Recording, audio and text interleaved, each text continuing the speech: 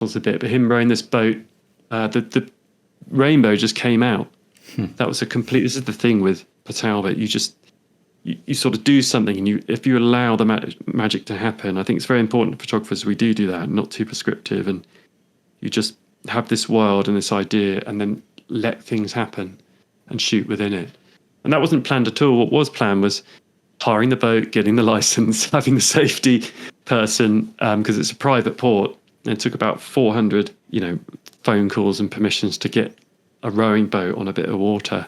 But I wanted the steelworks in the background, and there's something about him rowing and looking out, and he doesn't even know that's on negative, that's all real, but he doesn't even know that the rainbow's there. And I've always liked this poem by Dylan Thomas, and Dylan Thomas, by the way, born just up the road of Port Talbot. This wonderful history of poets and singers and myth makers and writers, and wonderfully romantic Wales.